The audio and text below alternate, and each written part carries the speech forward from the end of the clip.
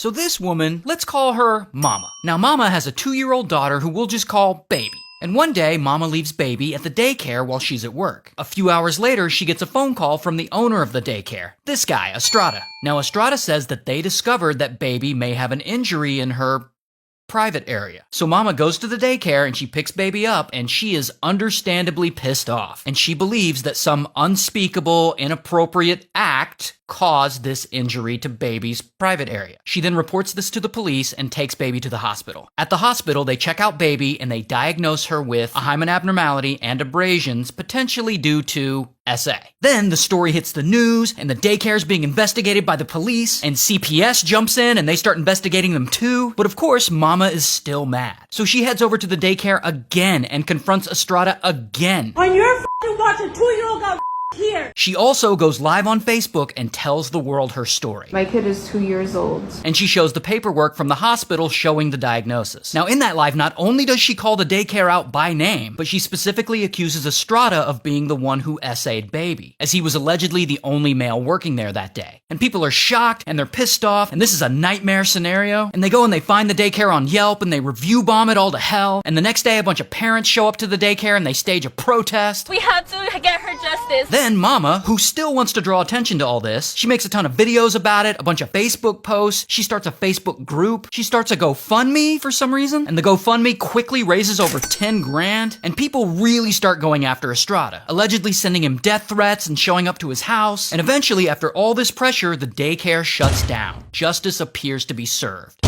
Until about a week after all this goes public, people notice some minor inconsistencies in Mama's story. Particularly this TikToker. Let's call her 10. Now 10 is a true crime enthusiast, and she starts investigating. My gut tells me this may not go the way that people want it to go. She talks to the detectives working on the case, gets copies of the search warrant, and calling the hospital to ask about the medical paperwork, and then 10 and a handful of other people on the internet start calling Mama out, saying she's lying about the whole thing. She's claimed that she has receipts, she's claimed that she has proof, and yet to this day has posted absolutely nothing. Now Mama doesn't like this, and she starts fighting with 10 in comments and in videos, and it becomes this whole messy drama, but slowly the tide starts to turn against Mama, and more people become skeptical of her story. Meanwhile, Mama sets up a second GoFundMe.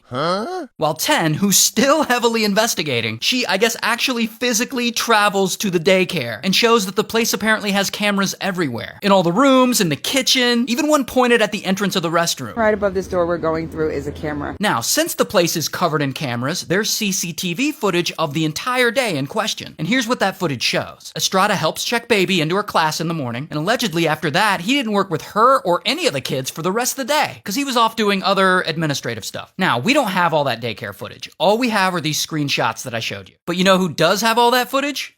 Police. So police look at all the footage and all the evidence, and eventually after a few months, they clear Estrada. He is no longer a suspect. Then police allegedly inform Mama of this, and even though she knows he's been cleared, she continues making posts publicly accusing him. Then CPS concludes their investigation of the daycare, and they post their report, and that report shows that 0 violations were found. Then they officially send Estrada a letter saying he's cleared, and here is that letter. And by this point in the story, Mama is still accusing Estrada, but no one seems to be on her side. And I guess all the pressure and all the hate finally gets to her, because one day, suddenly, she completely deletes her Facebook page and deletes all of her videos. While the daycare has since opened back up and they are back in business. Now, to be clear, we don't know if Baby was actually SA'd. The doctors seem to think maybe so, but we do know that it wasn't Estrada or the daycare. And all this happened in El Paso, Texas, so shout out to Texas.